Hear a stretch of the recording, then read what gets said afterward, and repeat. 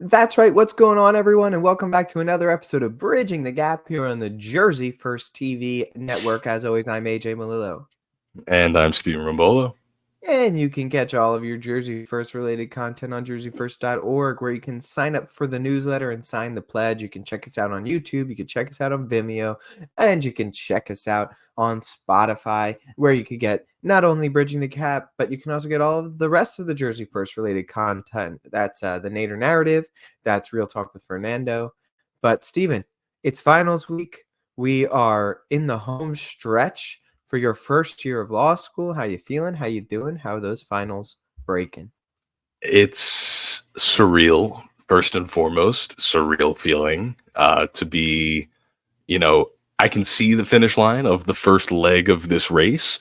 So I'm very excited about that. And we've said this many a times on this program before, but reading week is just, it's my favorite. Like today, I woke up and all I did for about 8.5 hours was study property and ask me what I'm doing tomorrow. And the answer is the same thing. And actually ask me what I'm doing for the next 12 days.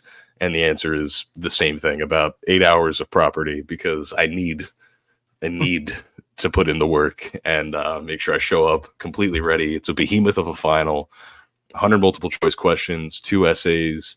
50% of my grade is split up on those multiple choice. The other 50% is split up on those essays. I got 4 hours to do it all. 9 a.m. Monday, May 6th is go time. That is the only thing that I'm thinking about for, like I said, the next 12 days. So it's grind time, but I'm loving it. It's a good opportunity to just reconnect with classmates, study, bounce ideas, go in. And studying is fun too at this point, because you and your classmates are all relatively at the same level, and so you can show up and toss ideas, do the questions, whiteboard a little bit, BS a little bit. It helps make it feel less stressful than what it is. So I'm grateful that I have a good little cell around me, and we're tackling it together and gonna get through on the other side. Better, brighter days, and nothing but good grades come from Yeah. our little collective. So A's and B's only, baby. That's what we get. I love it. And now you're just doing property for the 12 days. What about your other classes? What about your criminal procedures and your contracts or whatever else you took this semester? Torts. So I got to worry about Or Crim Pro and torts. The benefit for me on these two classes is I'm going in with actually extra credit. So I have A's to lose at that point. And I think that's exactly where you want to be going into a final. And so I'm not there for property. And that's why I need to be diligent about the property studies so I can get to that same comfort level. And then I actually have a few days between my first final, which is property. I actually have 4 whole days until my next final, which is criminal procedure. So I think that gives me good buffer to really hammer in on those that's in interesting. those They days they gave following. you a lot more time than they gave us for like that first final to kick in. I mean, Yeah. technically my last day of classes, or the last day of classes at Villanova, was Monday, and my first final is Friday. The final exam period Woo. started yet today, Woo. which is Thursday that they were recording it. So they don't give us that much time at all. They gave you like almost 2 weeks to prep, not even a little bit. I was doing con law all day, constitutional law all day, learning, relearning freedom of speech stuff, freedom of religion stuff, equal protections clauses stuff, affirmative action, all that good stuff, and relearning that. And I got that exam tomorrow, bright and early, 10:30 a.m. I guess not that bright and Woo. early, but Hey, bright 10:30 and early a.m. A enough. 2.5 hour exam, nice and easy. Get done, get out of there. And then I just got one more to go, which is a take-home exam, and I can do it whenever in the next few days. So I like the sound of that. See, we might have longer before our finals start, but you will certainly be finished before I even begin. that's true. I will be finished before you begin, which is nice. So I think there's a fair trade off there somewhere. I mean, there's somewhere a fair trade-off in there. I don't know. I would rather get him out of the way, I should say. I would rather have a little bit less time to do that full prep and just get it out of the way. I completely agree with you. If you put me down in front of my torts exam right now, like right now. Like if for some reason this stream was just like, and then a torts exam popped up on this computer, I'm ready to go. Like I want to get that and my criminal procedure out of the way. Honestly, I feel really tight on those. I feel like I have a good grasp on the material and I can deliver, especially what is required of me on those finals. I know exactly what I'm getting. There's no secrets, so I'm as prepared as I can be. Fair. Property, if I could delay indefinitely, I would. I don't ever want to have to go in and take that assessment, but there's some things in life you Listen, just have to do. listen, I understand. I've been there. I've taken a property final. I wound up doing pretty well in the property final. I also enjoyed property as a whole, the class. Um, I can understand you don't, but I will say this to you. I'll give you the same advice, and it's not much help, but I'll give you the same advice that my professor gave me. Remember, Stephen, everything is constitutional law. Nothing is that different. And so just take every exam as if you're doing constitutional law, which you haven't taken yet. So I guess that advice doesn't really help as much as it helped me. But that's the advice I got. Here's advice that you can do nothing with. Well, you can take it and you can use it down the road. Every Exactly. constitutional law. Exactly. And if you I go mean, in with that mindset, you'll be fine. we do have the shared experience. We did have the opportunity to take a con law class, not in That's law true. school, but while we were earning our master's degrees. And I find even still the discussions that I have in these doctrinals that touch on constitutional law, my understanding and grasp of it is already much further ahead than my classmates, which shout out to Dan for that. Dan Yeah. DeRocco of Montclair State University. Yeah. Well, he did teach that class like a law school class, so it certainly makes sense. And I would feel the same way. I think you go in with a little bit more of a grasp on these types of concepts.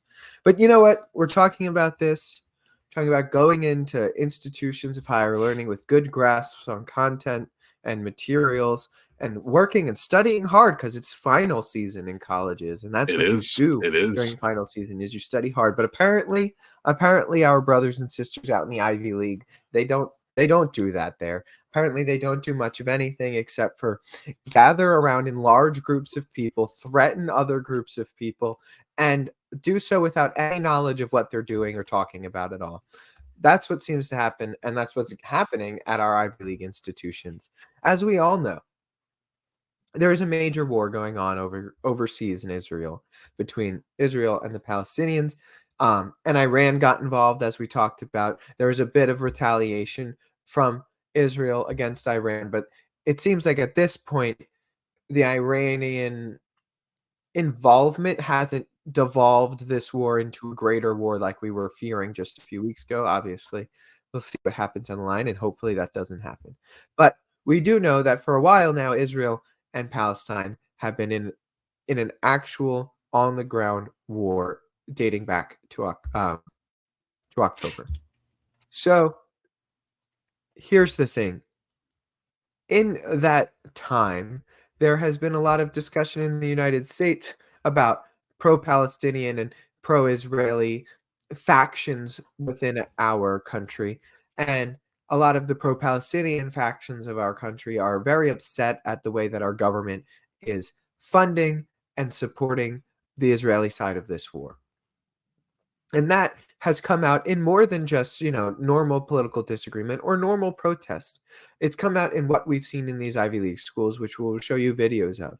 These Ivy League students, the best and brightest, the young of the young generation, those that are going to be the leaders of our future, at least that's what we are told from these Ivy League institutions. What are they doing in their big protest, Stephen? You know what?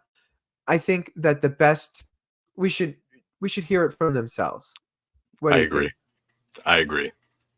We should just let them tell you exactly what is going on. I will pull up so that you can hear from their own mouths exactly what they are doing, what they are protesting, why they are so, so angry. Here it is. It's the Columbia student. She's at NYU, and she's going to tell you exactly what this is all about.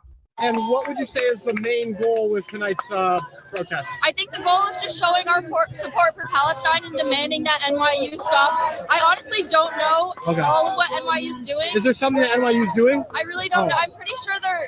Do you know what NYU is doing? About what? About Israel. Why are we protesting here? Palestine will be free. I wish I was more educated. I'm not either. Oh. I came from Columbia. I was there up at Columbia, and we came down. They said NYU students needed our support, so I came down. I heard there's lots of cops. Some people were saying it was getting dangerous.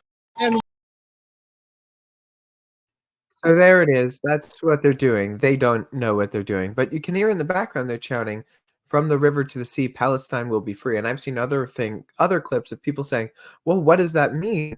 From what river to what sea? What are you talking about?" And they say, really, I don't know. That's just what we're saying. So I'm chanting along. So the point of this is the best and brightest among us. They're setting up these enclaves. They're setting up these quote unquote liberation zones. They're setting up these places of protest to show their support for the Palestinians. And they don't even know why. They don't even know why they're protesting. They just are. They just are. And then not only that, not only are they protesting, Stephen, but here's the worst part. Columbia is going to move to all online classes because of these protests for the rest of the semester. Jewish students, and we'll read a letter from them in a little bit, are scared to walk on campus because they are being actively blocked and beat up trying to get to their classes when they are trying to go to their in-person classes. Active barricades of people standing in front of Ivy League institutions in the United States of America, stopping Jewish students from entering, almost like you're in 1930s Poland or something like that. Or we don't even have to go that far back, Stephen. It's almost like you're in 1950s Alabama, and the black students are trying to enter into schools that were previously all white. Professors, Jewish professors, losing their key access into the buildings in which they work, they're employed for, and they educate these students at. This is going on in the streets of the United States of America. In New York City, the melting pot, the place that everyone's supposed to belong and live and sing Kumbaya in harmony. Ivy League institutions, Harvard University, Columbia University, Yale University, the places of our best and brightest. This is what's happening there. And Stephen, before we get into more videos, I will let you go. But I ask you this question. I pose this question to you. It's two. There's two questions. One, what do we expect when, like a few weeks ago, all of these people, we were talking about, all of these people got in without having to put their SAT scores anywhere. They lowered the standards to get into these universities, and now you see what's going on. And two, Stephen, what do you expect from the ideology that we are teaching in our schools from kindergarten forward, it seems, in a lot of these states, of there are oppressed people, there are oppressors, and there are the oppressed. And if you are on the side of the quote-unquote oppressors, that means you are evil and rotten and no good. America is the oppressor. Whatever side America is on is evil and rotten and no good. And you should stand against that. What do you begin to see?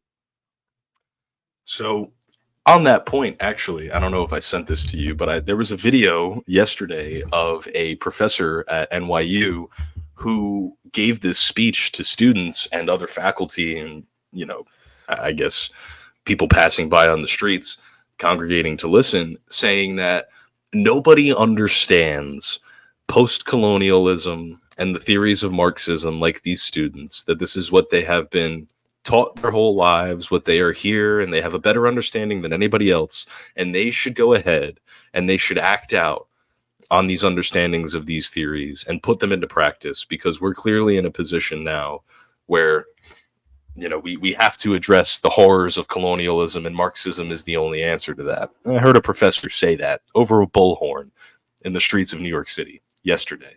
It's reprehensible is what this entire thing is. It's from top to bottom, administrators, deans to students. This whole thing is absolutely a ridiculous ridiculous, flagrant disregard for what these institutions are supposed to be, what they are supposed to stand for, and the quality of individuals that are supposed to be here. Low standards are going to give you low quality people.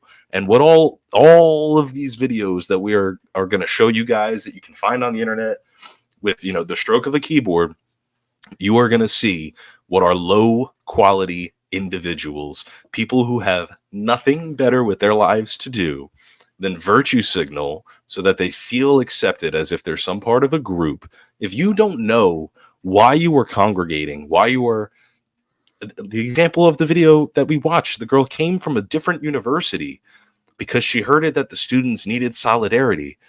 And she couldn't explain to a person who was asking a legitimate question, why are you here? She couldn't explain it. We're teaching these kids that it's okay to subscribe to groupthink, to subscribe to, you know, this. I feel like these people think that they're victims of something. Genuinely is what I think it is. I think that they feel personally victimized. They've been told they're victims of something, Stephen. They've been told they're victims of something their whole life. They're victims of the capitalist system that they live under, that they're so oppressed by, that they're going to Columbia and NYU and Harvard and Yale. And they're willing to, what, chant death to America. There's videos of this, chanting at the square of the Howard School of Business at NYU, chanting death to America as they take an American flag down from a flagpole and put up a Palestinian flag. That's the system, right? This is, you're so disgusted by this system of American capitalism, but then you turn around and you whine and you cry to Joe Biden to relieve you of your student debt. Why in God's name would any American taxpayer who looks at any of these videos say, yes, you know what? My money should go to alleviating the debt that these people accrued to go and do this today. Are you out of your mind?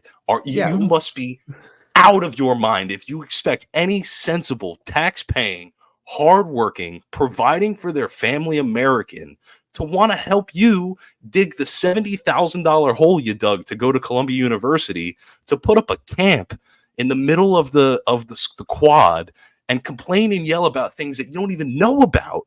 You're delusional. You're all delusional. And I'm getting hot. It's okay, Steve. We're gonna show some videos of them setting up camps, but as I'm getting this ready, just to like jump onto that point, exactly what you said, right?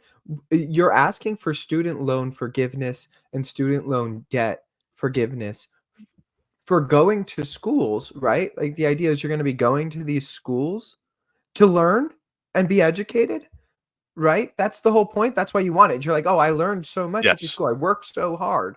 Yeah, well, this is them working really hard. This is them working really hard on the campus of Harvard to set up a quote-unquote liberation zone.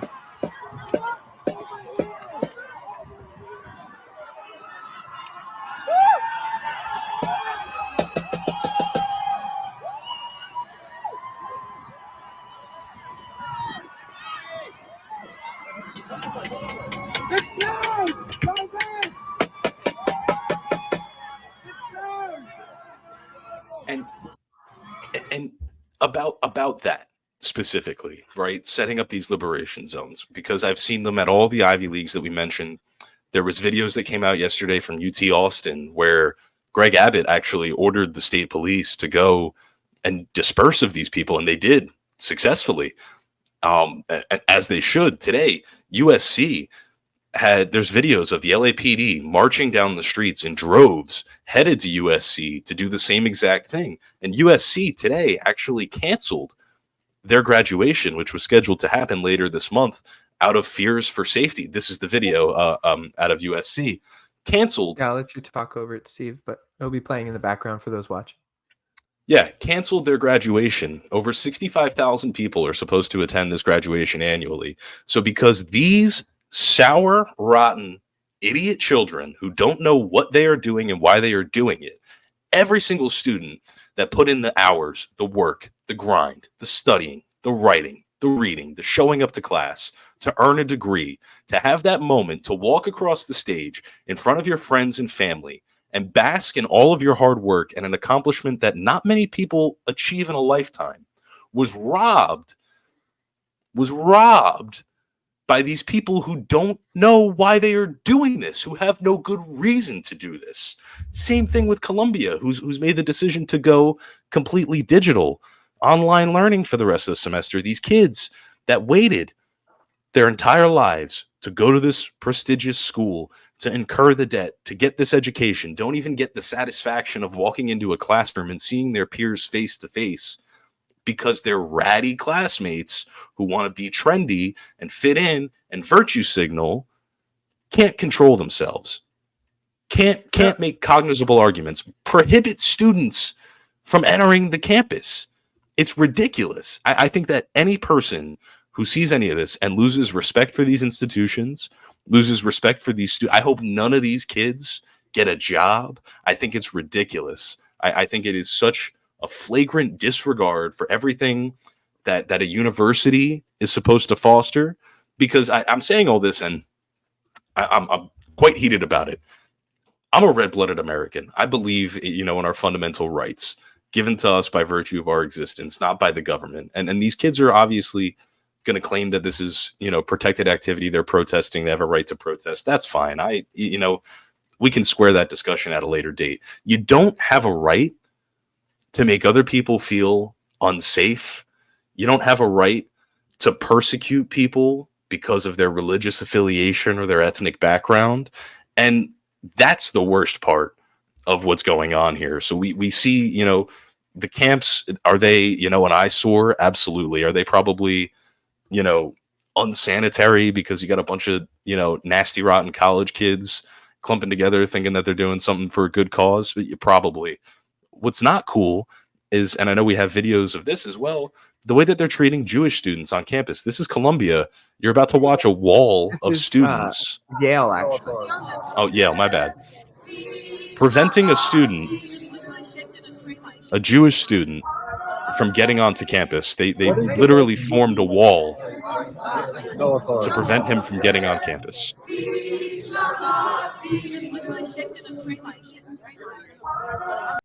And they're singing what sounds like hymnals, saying that we shall not be moved and you can't go past this. That's even one of the most disgusting parts is what, do you know what week it is? It's Passover. Isn't it Passover? It's almost the most religious week in the Jewish calendar right now. And they're doing this. And so my issue with all of this, right? And then I'm gonna throw you a question, actually. So people that are, articulate, there's a few of them at these things. What these protests are about, what they're claiming is they want these universities to divest, from any affiliations that they have with companies, individuals, alumni, whatever it might be, that directly support Israel, because they're in opposition to what Israel is doing in their war against Hamas, right? And I think that principally is an okay belief to have. When it becomes not okay is when you start committing actual acts of hateful anti-Semitism against individuals that have nothing to do with what the Israeli government is doing, however many tens of thousands of miles away, across an ocean, across a sea. That student who worked probably incredibly hard to earn his seat at Yale just wants to go to his campus where he has every right to be. I doubt that he has anything to do with the decisions of the Israeli government and the way that they're choosing to handle the conflict in Gaza. And to punish him for that is punishing him simply because he's Jewish, which is exactly what anti-Semitism is. And so there's shame on quite literally everybody involved in this, because now you have faculty that is going out, protesting with these students, getting arrested. I saw a video today of the chair of the philosophy department for Emory University in Atlanta, Georgia, being arrested for her involvement in this.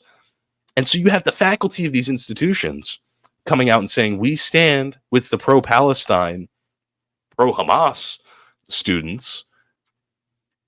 It's ridiculous. It's ridiculous. Well, I want the anti-Semitism of your students is what you are. Stephen, may I remind you that these are the exact institutions that when their presidents or former presidents were on testifying in front of the House, they couldn't say the words because they were too clever by half to say the words that, yes, it is not allowed on our campus if a student is calling for the eradication of the Jews.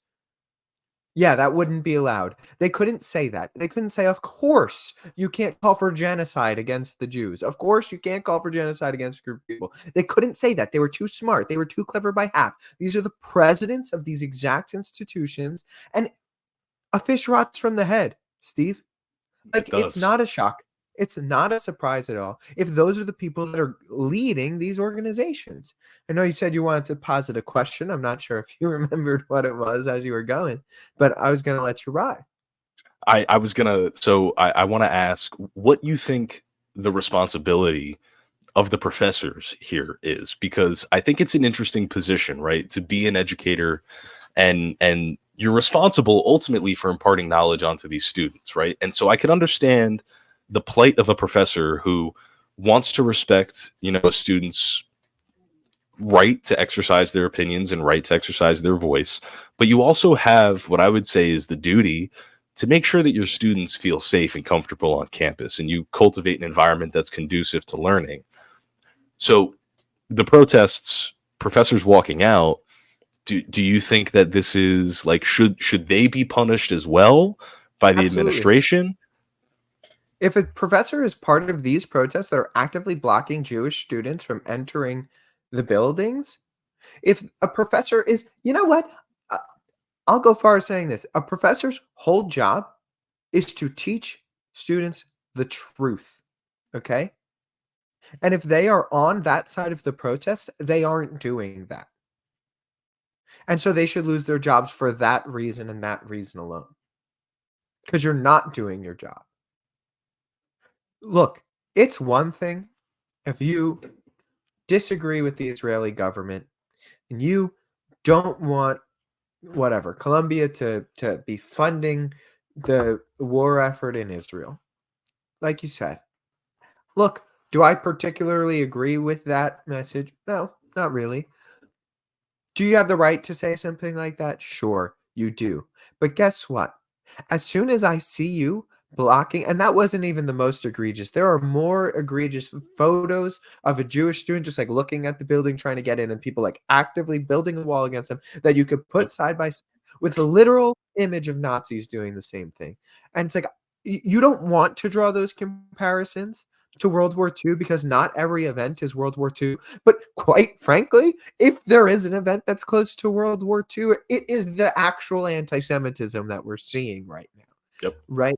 So it's like, if you are a professor and you're on that side, that tells me all I need to know. You're on the wrong side. And if you're standing there and you're on that side, guess what? Someday you're going to be in the history books. And do you remember, Stephen, how we used to when you opened your textbook and you saw that those still photos, I can see it right now. It's that still photo of in Alabama, all of those white students screaming and like pointing at the young black woman who's trying to go into the school. I'm sure I can pull it up in a second after I'm done speaking. Like, how do you look at that when you saw that in your history book? How did that make you feel when that was in your history book? You felt disgusted, right? You looked at it and you're like, that is just like such a stomach churning image. And guess what? You have your historical moment. To these students and these professors that are in it, you're going to have your historical moment. And guess what side you're going to be on? Not the one you think you are. No. And that, because I'm very familiar with the photo that you're talking about. I think that anybody who, when you pull it up, will know. What's clear about that photo is that it invokes, they say a picture's worth 1,000 words, right? You can feel pictures. When you look at this photo, and I know exactly the one you're talking about, it is nothing but hate. That's what that picture symbolizes. The hatred of one brother to another brother, a sister, because we're all human beings at the end of the day. And I've been seeing this take a lot on the internet. There's people who say, you know, if you're on the side opposite of the students, history proves that you are incorrect, and they cite the Vietnam protests. I'm sorry. Uh, It was general. There's two photos. This is the one that I was just thinking about. But there's also a one of the young girl. But this is them trying to go into Arkansas schools, yes, right? And you have this mob of people blocking them. And then I will try and find the other one too. But continue, Steve. yes. So it's just it's hateful is really what it is. And oh yes, so the take that people have been comparing this to Vietnam when students, you know, in protest of the Vietnam War, you know, were having similar organizations, you know, on their college campuses, burning draft cards, the whole nine, whatever. I think the notable difference there is that Vietnam, there was actually like American men, American boys, teenagers were, you know, against their will via the draft, sent over to fight a war that was unpopular in this country. And the real sacrifice there was human life, American human life. And I think as Americans, we have a vested interest in that. Not to say that we don't have an interest in the loss of life generally, wherever it happens. My position on this whole thing is that if these kids can't articulate to me why they are there, they're chanting from the river to the sea, Palestine will be free. You can't tell me what that means. You can't tell me why you say that. You don't care. You don't care. You're out here to virtue signal. You're out here to become a victim. You're out here to garner sympathy and you know, seem righteous in what you do. And what you're actually doing is prohibiting genuine, hardworking people who want to go and get an education, put themselves, their family in a better place, in a better position. You're making that an impossibility for them. You are hindering the progress and success of your fellow American brothers and sisters by being the public nuisance that you are, by creating these occupation zones, by preventing students from getting onto campuses, by all of the things that these protests are doing. They serve no actual logical end except to virtue signal and victimize the self to fit in to whatever you want to fit in, whatever this is going to do for you, whatever kind of clout it gives you to be at one of these things. I think it's ridiculous. And I don't know if we're gonna play the clip of Benjamin Netanyahu, Prime Minister of Israel, but he came out last night and made a statement about everything going on in the college campuses. And to me, again, this is another one of those situations. We could play the video, but I don't really care what Benjamin Netanyahu has to say about what's going on in this country, because on the flip side, everything that's happening here is a reaction to the poor decisions that him and his administration have been making. So I think maybe my opinion on all of it is Americans here should worry about what we have going on in this country, like, you know, the millions of illegal immigrants that have literally been flown over our border, but poured into our border over the past, you know, several years, the insane inflation that we're dealing with, all of the things that are preventing these aged individuals from owning homes someday in the future. We have a population, a birth rate that's declining. We have a lot of issues going on in this country. So I think maybe we should focus about those things. And Benjamin Netanyahu should, you know, maybe not care about what American students are doing over here.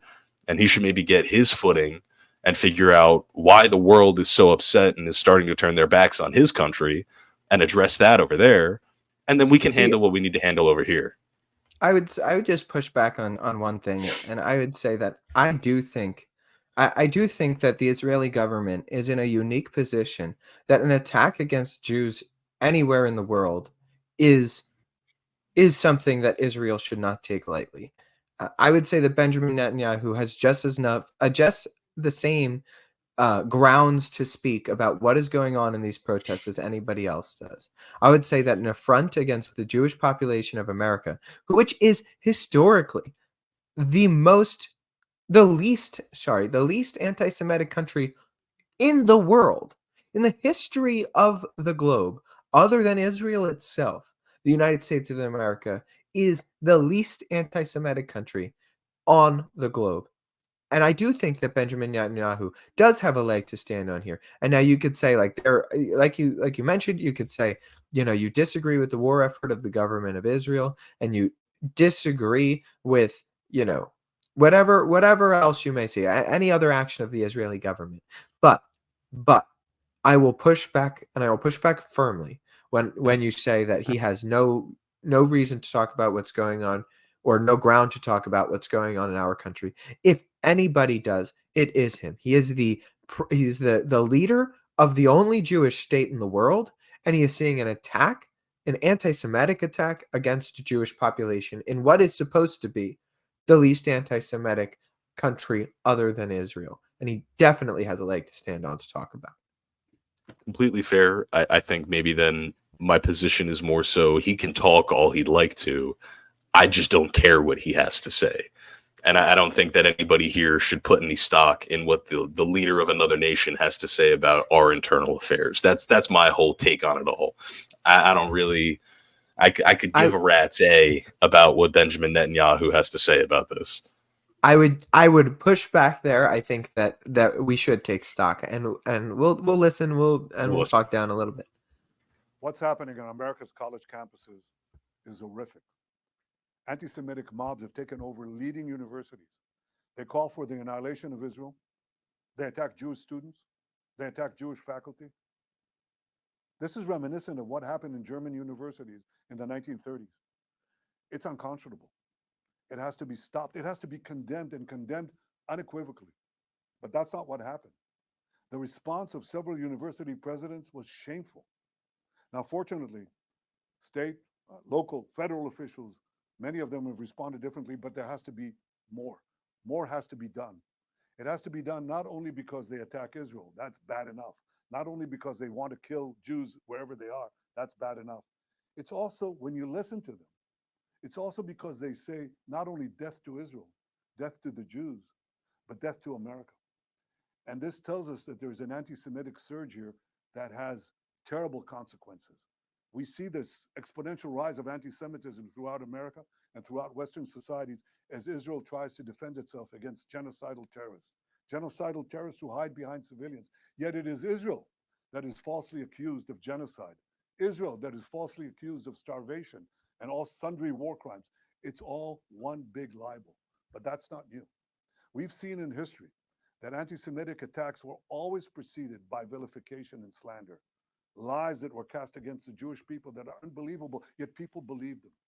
And what is important now is for all of us who are interested and cherish our values and our civilization, to stand up together and to say enough is enough. We have to stop anti-Semitism, because anti-Semitism is the canary in the coal mine. It always precedes larger conflagrations that engulf the entire world.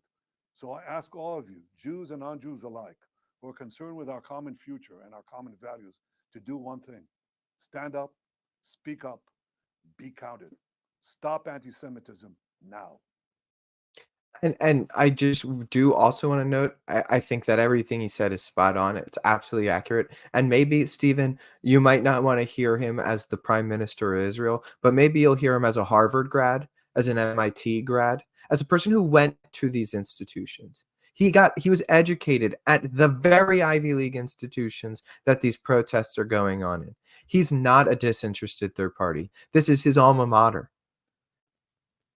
Well, and again, if we remove the title of Prime Minister of Israel, I completely agree with everything he said. I just find it hard to willingly accept what he is I'm going to call directives. We must do more. It has to be condemned. About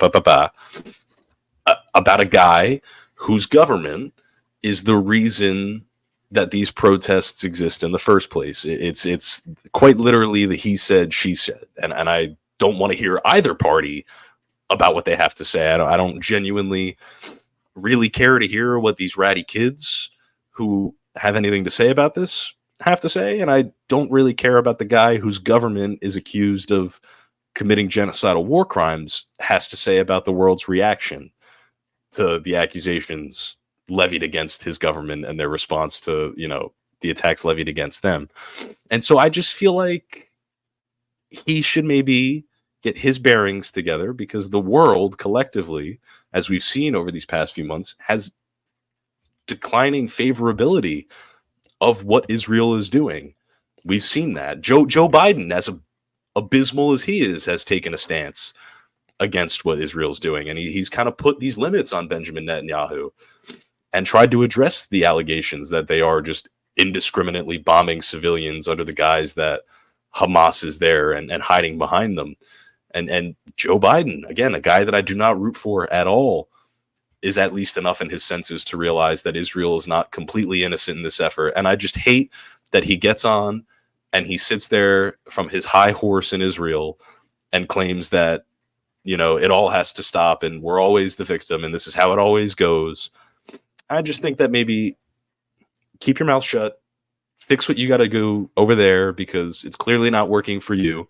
There was protests in the streets of Tel Aviv to kick you out of office a few weeks ago. So you have bigger fish to fry. Let us deal with what we have going on over here. I don't really need somebody else's opinion from across the ocean. Maybe he has bigger fish to fry. And I will say that you're consistent on this, but I will also just push back in saying that what he is saying is absolutely correct. You might not care to hear it. You might believe that he should, he has bigger fish to fry and he should focus on that. He did not say a single thing in the entirety of that 2-minute speech that was not true. Everything he said is true, including the scapegoating aspect of it. And he's absolutely right. And I think that another big point, and we'll pull up this letter, is what these people are saying in these protests. Even they're not just calling death to the Jews, they're calling death to America. Here are some of them.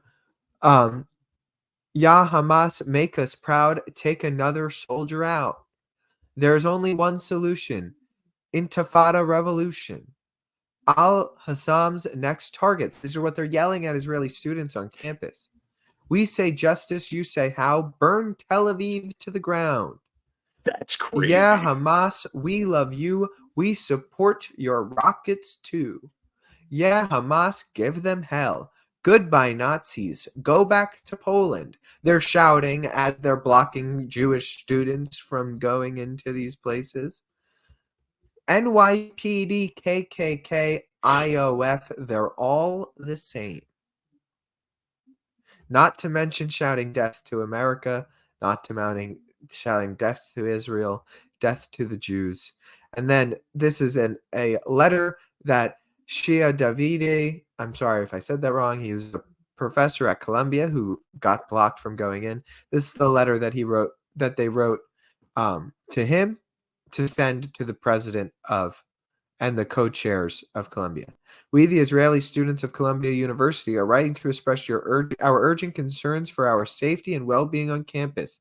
Since October 7th, Stephen, you know what happened on October 7th? That wasn't the day Israel went in. That was the day that Hamas and their terrorist groups attacked a random festival in Israel, killing innocent people.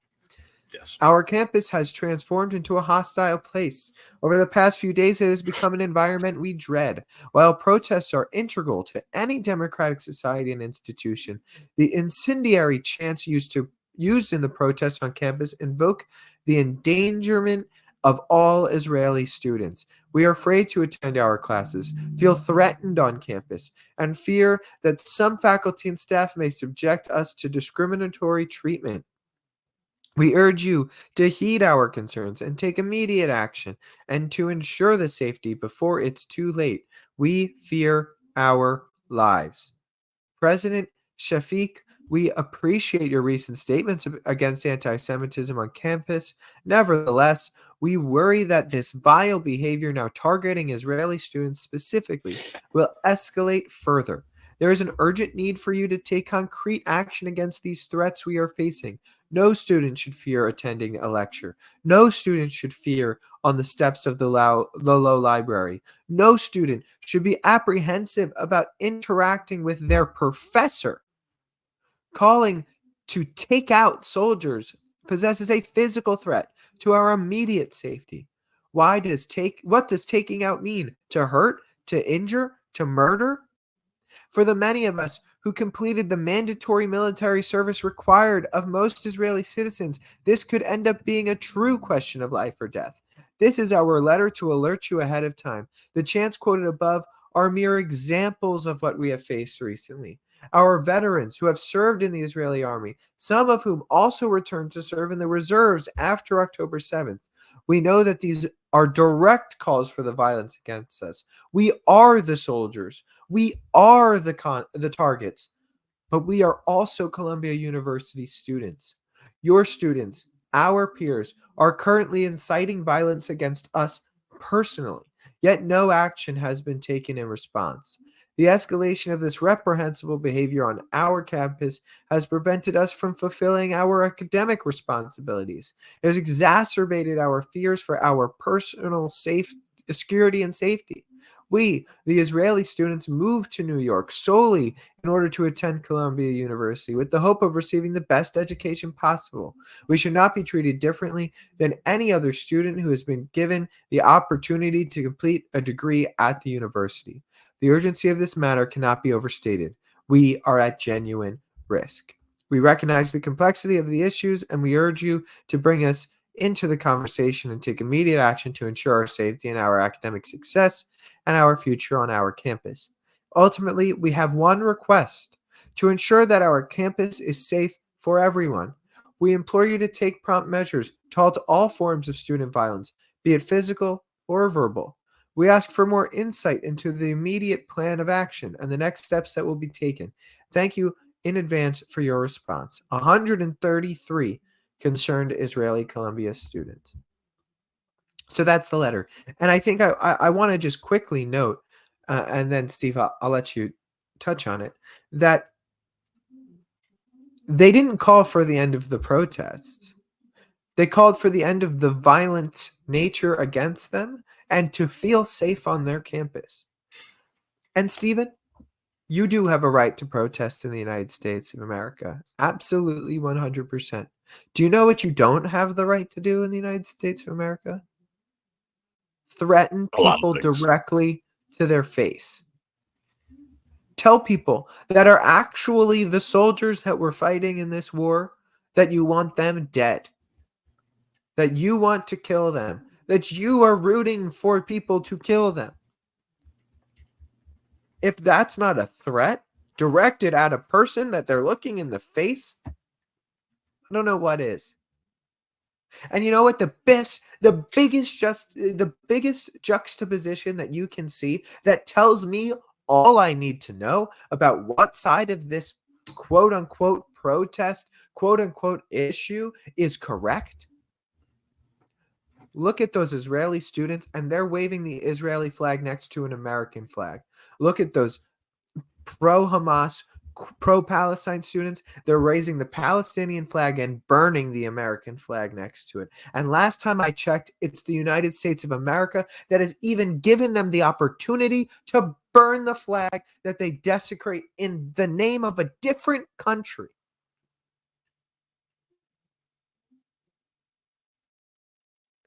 But Stephen, I'll let you go.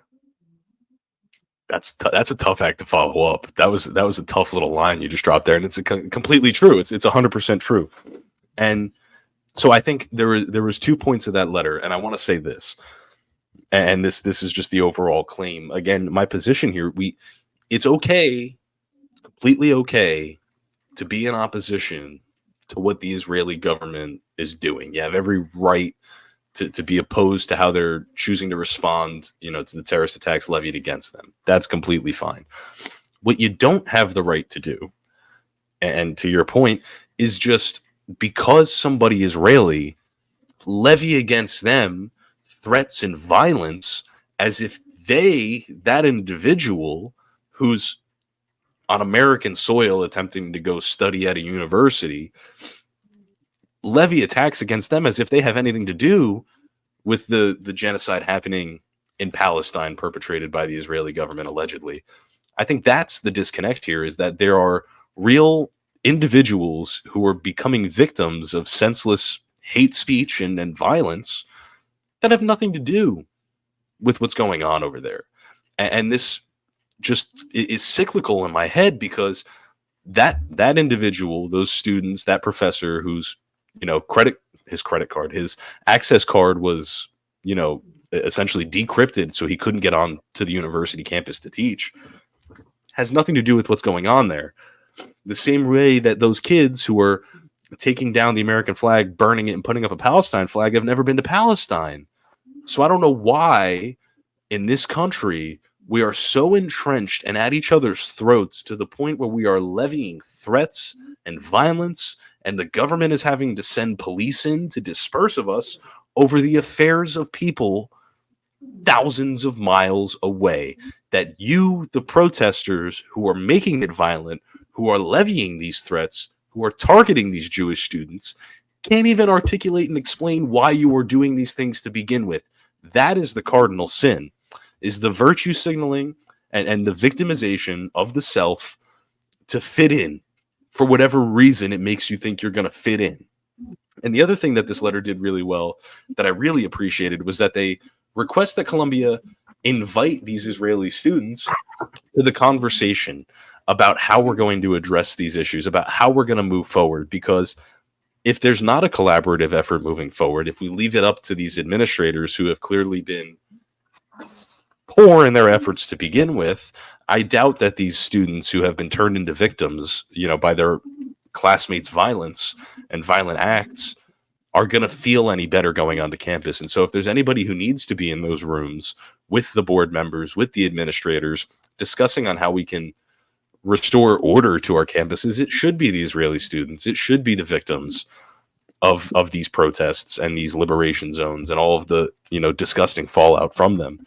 And so it just saddens me, because I believe in the right to protest in this country. I believe it is a foundational and fundamental right of any democracy, of any living, breathing person to protest. But you can't victimize other people. You can't prevent your fellow classmates who paid the same good money that you did from getting onto campus to learn. You can't do that. At that point, you are a force of hate. You're a force of evil. And that's a side I'll never be on. Never. There's no good conscience that could swing me to believe that these protesters who are, again, taking down American flags, chanting death to America, chanting death to Israel, those chants that you read at the beginning, I couldn't help but laugh, because it's ridiculous to think that there's people out there, American students, young people that are supposed to be the next generation of leaders and movers and shakers in this country, are saying we support the Hamas rockets, kill Israeli soldiers. It's ridiculous. And to That's not calling on- for the end of war, right? I thought these were anti-war protesters. Do you think the anti-war, the anti-Vietnam protesters that you're trying to be, that you want so desperately to be, they weren't calling for, the Viet Cong should go kill all the Americans. No. They were saying, we shouldn't be in Vietnam. Bring our boys home. And then, you know what? You know what, Stephen? Guess who we vilify today? Guess who, growing up, you always were told, never do that. This is being a bad person. Is the people that spat on the Vietnam veterans when they did get home. Those were the bad guys in history. Those were the bad guys. And now you're the bad guys. And you have the right to protest, Stephen. You have the right to burn the American flag because we live in such a great country. But guess what? I have the right to say you're an idiot. You're dumb. You're not smart. I don't care that you go to Harvard. I don't care that you go to Columbia. I don't care that you go to Yale. I don't care where you go. You know what? You're telling me you're a certified moron. Okay? Barely functioning. I don't know how you got there. Actually, I do know how you got there, because they lowered all the standards for you to get in. You never would have gotten in 20 or 30 years ago when those institutions actually meant anything. Okay? You are a certifiable moron, a stupid person, probably never even picked up a book. And if you did, you didn't understand the book because you couldn't pass the reading comprehension part of the SAT. And they never would have known, because you didn't have to send your SAT anyway. Exactly. So Exactly. And I think to your point, though, this is ultimately, we are seeing now the consequences of what happens when you attempt to remove meritocracy from a field that genuinely requires meritocracy. We should reward hard work. We should reward productive individuals, people that do produce good, high quality thoughts and thought products. That's what universities are there to produce, not whatever is going on here at all. And I think I had a moment personally over the past few weeks that this has been, ongoing and just unraveling, where I sat there and this is like a silly little thought, but it was like, Columbia, Yale, Harvard, these are all institutions where, like, if you had told me, hey, this is my buddy, he goes to Harvard, I'd be like, whoa, is this a cool, smart guy? Like, let's see, maybe I can pick your brain and I look at that, you go to Harvard, cool, that don't mean nothing. That don't mean nothing. Because Why? Why does it mean Yeah, nothing? why? Why does it mean nothing? Because you probably got in there for the reasons we were just talking about. You didn't have to show a test score. You didn't have to prove that you know anything. You didn't have to prove that you worked hard to get there. You got there because somebody wanted to make you feel good because you've been lied to and told that you're a victim of something your entire life. And nobody can really clearly articulate to you what it is you're a victim of, but you believe you're a victim. And victims have to get, catered to, and it's infected our universities, and we're setting our young children up for failure. We're setting the future of this country up for failure, and it means nothing to me now. I think I am more concerned about what you believe, how you can articulate yourself, not where you went to school, not what books you read, not what you understand, because that's not real life. Didn't see. They didn't read any book. They read the first 2 pages of a book, and then they said they read the back cover of the Wikipedia page that went along with it. And the other thing, Stephen, is it doesn't mean anything because of people like them. What they don't realize is that they ruined the name of the institution that they apparently worked hard to get to, which I barely believe they worked hard to get there, right? Those names did mean something, and people honored that. And that's because there was a time in our country where we honored the institutions and the people that came before us. But you can't say that, you can't do that today, because the people that came before you, Stephen, they're bad, they're evil, they're wrong. But you know what? You're the baddies. You're the bad ones. And someday in the history books, and you know what? I don't really like this argument. I think it's kind of a crock, but I've used it a couple of times because it's their own argument, and I want to use it against them because it's a stupid argument, and maybe they'll actually understand it. Because if I say anything that's intelligible, I'll just be called some sort of a name for it. So here, I'm going to go onto their level. Guess what? You know what? You're going to be on the wrong side of history on this one, pal. You're on the bad side of history. I'm going to just invoke World War II the whole time because that's the only thing you know anything a little bit about. Maybe. And you know what else I'm going to invoke? I'm just going to invoke ad hominem attacks because that's the only thing that these people seem to understand. You're dumb. You're stupid. You're not smart. Actually pick up the book instead of protesting outside on the campus greens and smoking pot with all of your friends. Go into your class and learn something for once in your life. Challenge yourself a little bit. Stop being just a disgusting person who does nothing with their life for once, and maybe there's a little bit of hope that you'll come out on the other side with a little bit of knowledge. I have to say, and I'll find the video. I didn't prepare it for this, but I'm almost certain that this is something we will talk about again. I saw an interesting video, and I want to get your take on this quickly. It was somebody interviewed a parent at USC who showed up today, and this parent was walking around. They had a Palestinian flag wrapped around them, and it was like an independent journalist walked up and was like, why are you here? What inspired you to come out to USC today? He says, oh, my daughter's here. And she, told me that she was coming to protest. And so I wanted to come in solidarity with my daughter. And the camera pans, and there was a bunch of parents there as well. And the guy said, well, the cops are coming. Aren't you, worried that your daughter's going to get arrested? And, if they're not dispersing, this, that, or whatever. And this gentleman stood there and he said, no, he says, I believe my daughter is on the right side of this. And if she's willing to show up and get arrested for it, he says, I'll be proud if she goes and gets arrested for this cause. He literally said this.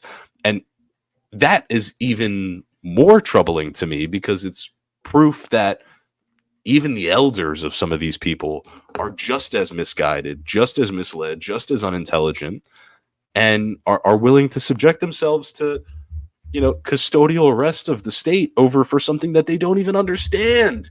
It's bonkers. It makes no sense to me. You're going to catch a criminal charge, something that's going to tack onto you for the rest of your life. Every job that you apply for, every position that you want to get, guess what? You got a criminal conviction against you because you decided to what? Show up and, like you said, sit down on the grass, smoke pot with your friends, and act like you know something about the world when you know nothing. Here's the wake-up call. You know nothing. I know nothing. We all know nothing.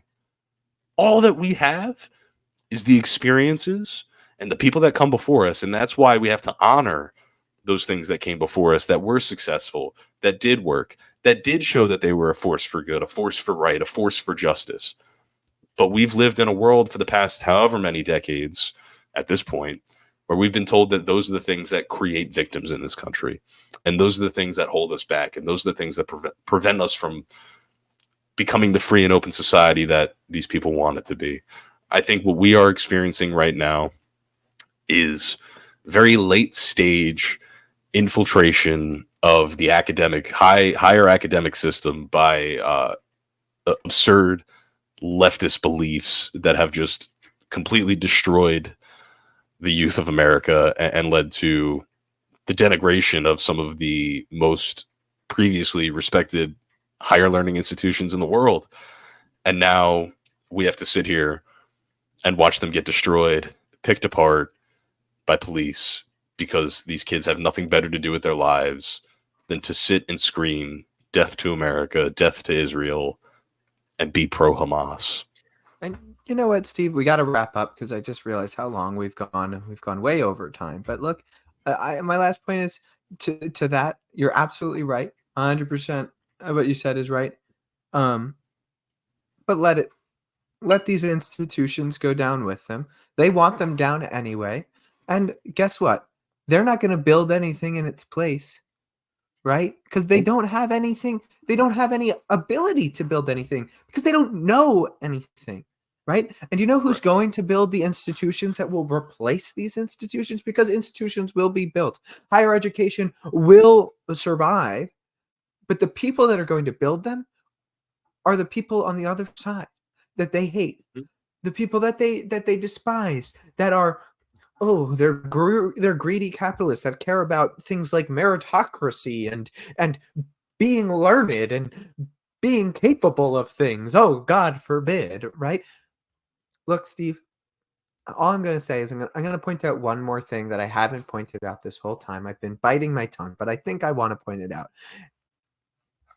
For those, I want you to go. Those listening, I want you to go. I want you to watch all of the videos, and I want you to see that there is one piece of clothing, or I won't even say clothing, one accessory on every single one of those protesters that isn't on anybody else, and it tells you everything you need to know. It's the fact that every single one of those protesters, Steve, are wearing some sort of a mask or face covering. Here's the thing. They're doing that so that for two reasons. Either they're stupid and they think that like they're going to get COVID, or two, because they don't want their face to be shown. If you're so proud of what you're fighting for, show your face. Let me see who you are.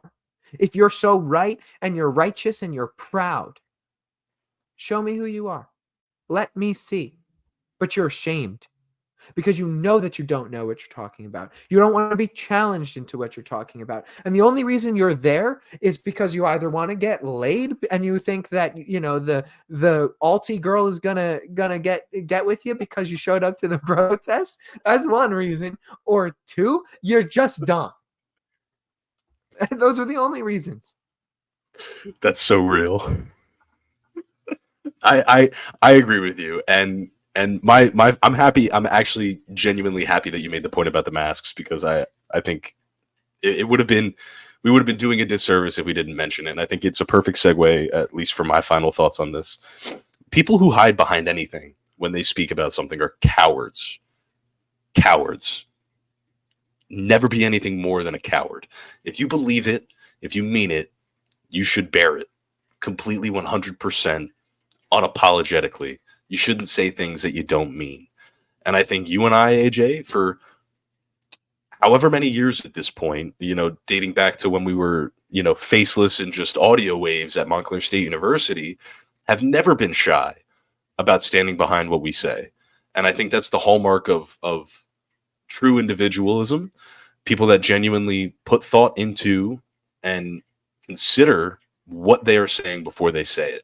And so I agree with you. It tells you everything you need to know about those individuals. And furthermore, my biggest point on all of this, it's clear that very few of these people actually have their own personal understanding, their own personal reason, their own personal desires to cause the ruckus that they're causing. And this is the danger of groupthink. And this is why you need every single one of us, me, AJ, the listeners, everybody needs to be an individual.